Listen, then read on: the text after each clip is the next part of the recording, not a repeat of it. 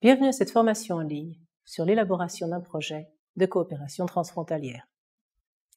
On peut distinguer 7 étapes clés pour la préparation d'un projet de bonne qualité, comme nous l'avons vu dans les vidéos précédentes. Examinons maintenant la définition de la logique d'intervention du projet. Il existe 4 niveaux de base pour la définition de la logique d'intervention du projet. Néanmoins, certains programmes peuvent vous demander des niveaux intermédiaires. Donc, vérifiez toujours bien les documents de l'appel à proposition de votre programme de coopération transfrontalière. Au niveau le plus bas, vous définissez ce que vous ferez. Ce sont les activités du projet. Par exemple, vous allez organiser une conférence, former des gens, concevoir, publier, etc. Ces activités nécessitent l'utilisation de ressources humaines et matérielles. C'est ce qu'on appelle les intrants du projet. Ces activités vont produire des biens, des services, des infrastructures. On appelle cela les réalisations du projet ou en termes techniques les extrants. On utilise aussi parfois le terme anglais outputs. Le projet sera tenu pour responsable de la production des outputs, donc soyez très prudents dans leur définition et leur quantification. Les extrants sont les éléments constitutifs du projet.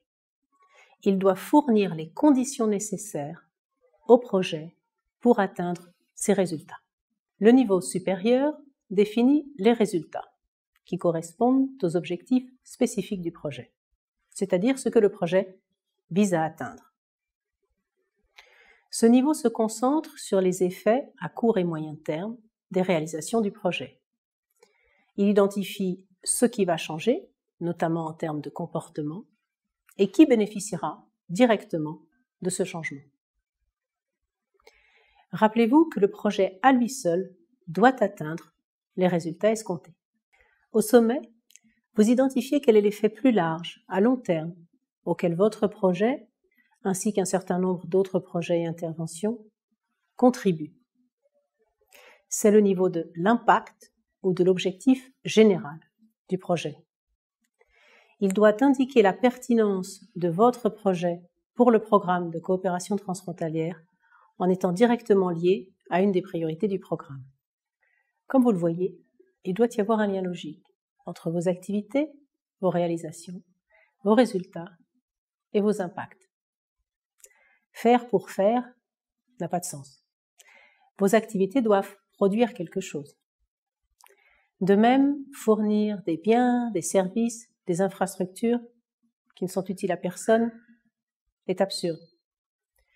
Vos réalisations doivent conduire à un changement positif pour quelqu'un, de préférence pour de nombreuses personnes. Ces personnes sont appelées les groupes cibles de votre projet.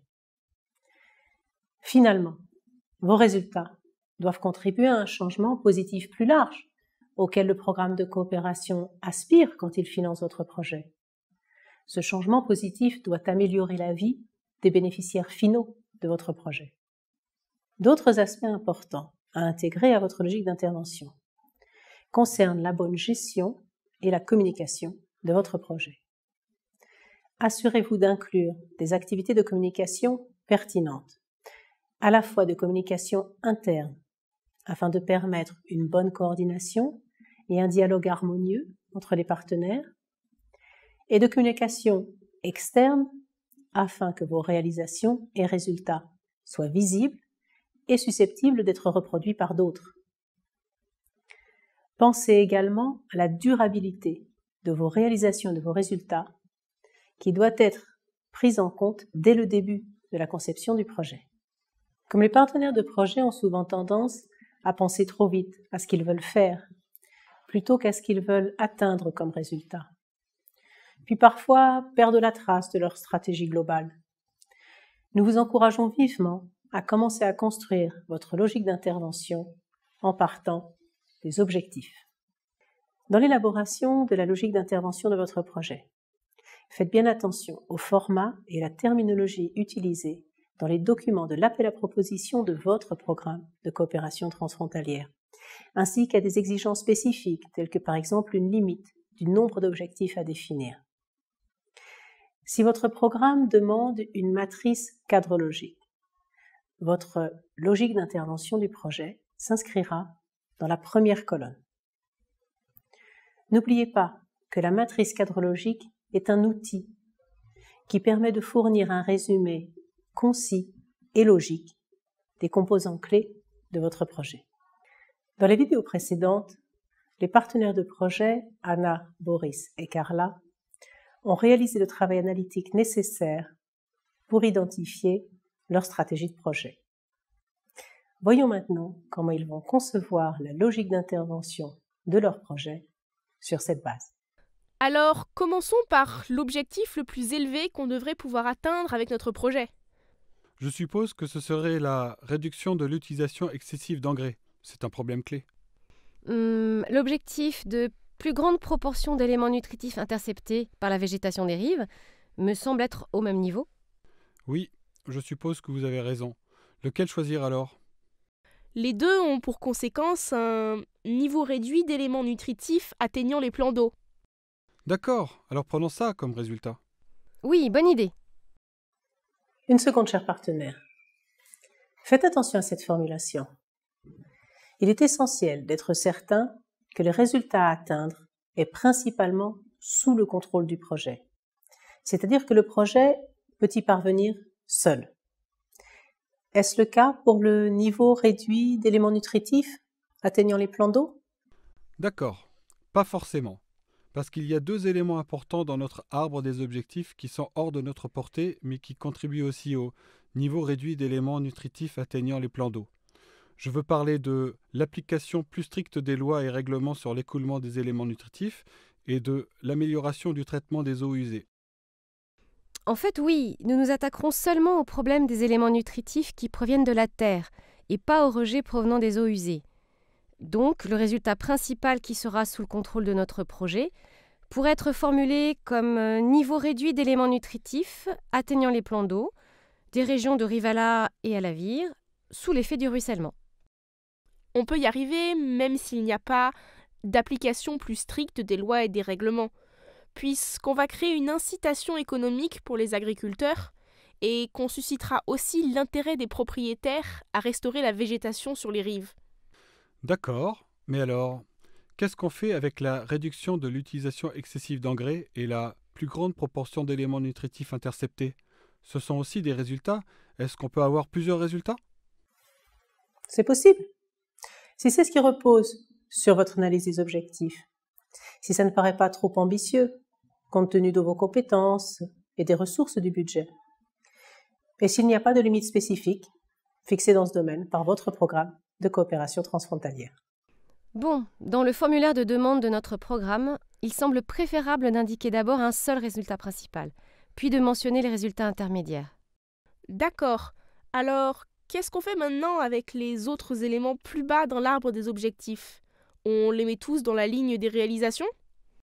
Alors, ça serait la sensibilisation accrue aux causes et effets de l'eutrophisation, les agriculteurs capables d'estimer les quantités d'engrais nécessaires, la restauration de la végétation des berges et la capacité suffisante pour surveiller les niveaux d'oxygène et d'excès d'éléments nutritifs.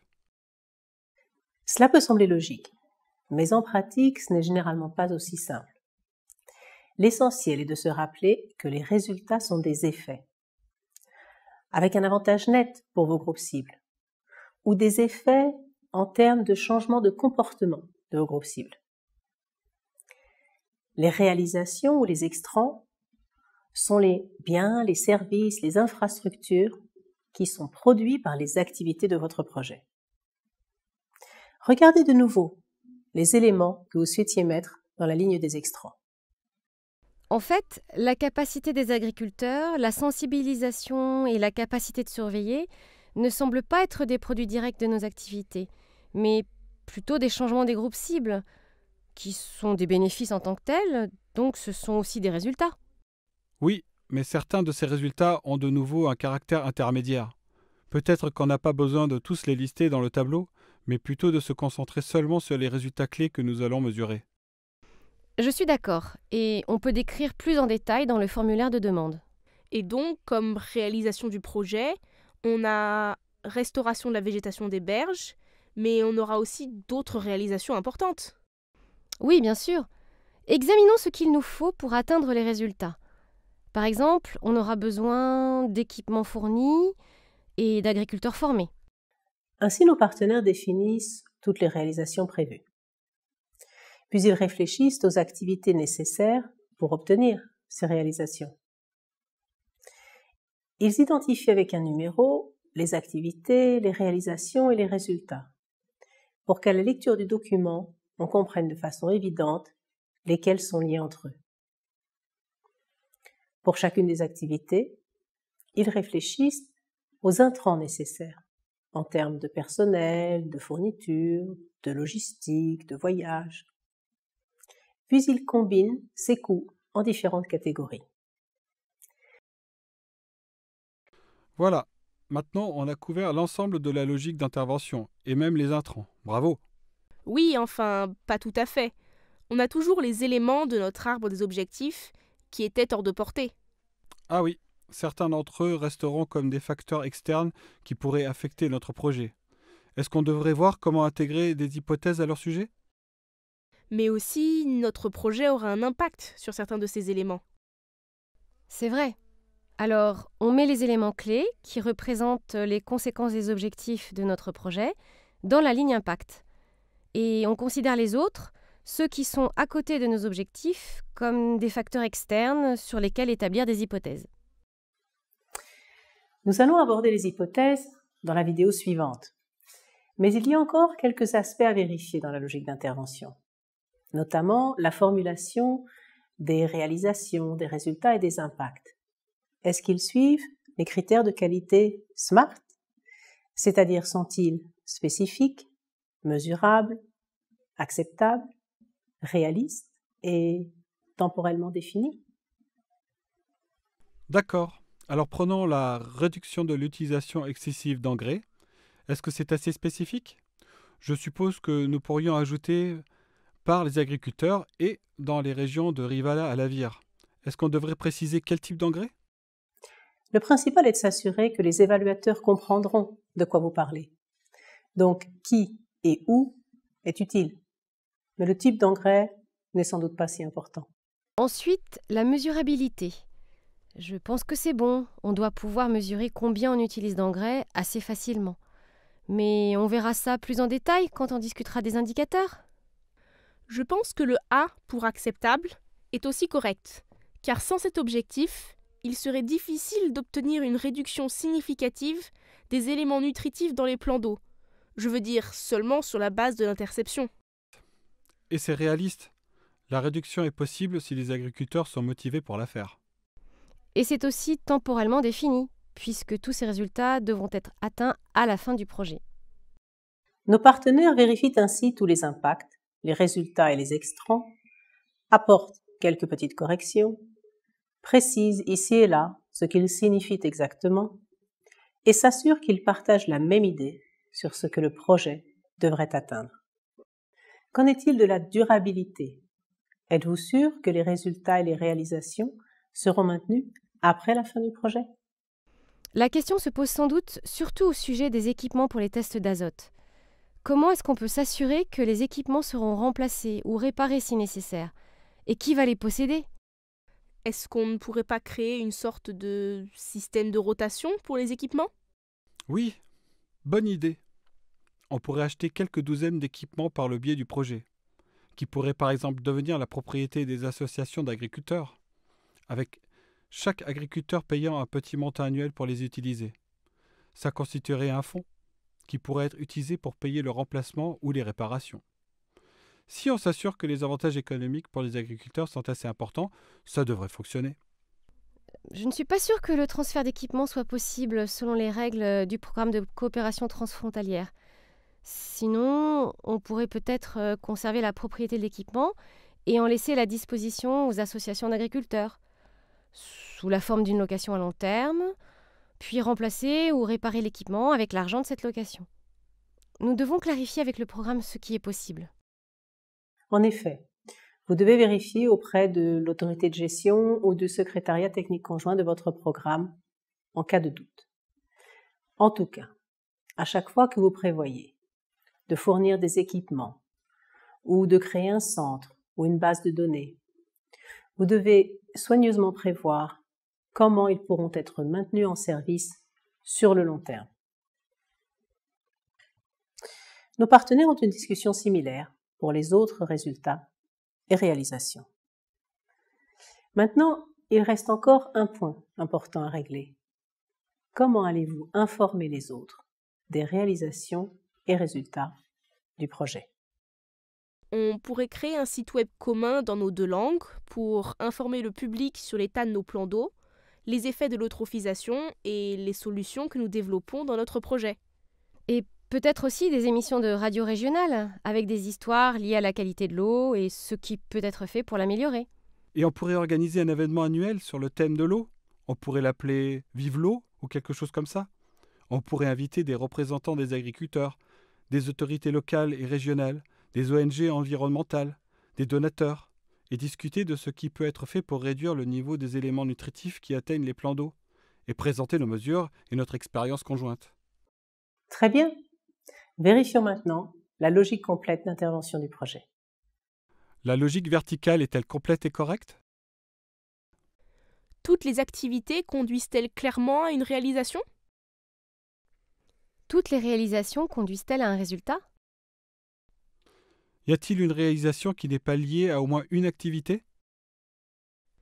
Y a-t-il un résultat qui n'est pas lié à au moins une réalisation? Les réalisations sont-elles nécessaires et suffisantes pour atteindre les résultats et objectifs du projet? Les groupes cibles sont-ils identifiés? Maintenant, nos partenaires ont développé la logique d'intervention de leur projet. Ils doivent encore examiner l'importance des facteurs externes pour la réussite du projet et voir comment des hypothèses pertinentes doivent être prises en compte. Pour plus d'informations sur la logique d'intervention et la matrice cadrologique, regardez ici. Maintenant, passons à la prochaine étape de l'élaboration du projet et regardons notre vidéo sur l'intégration des hypothèses.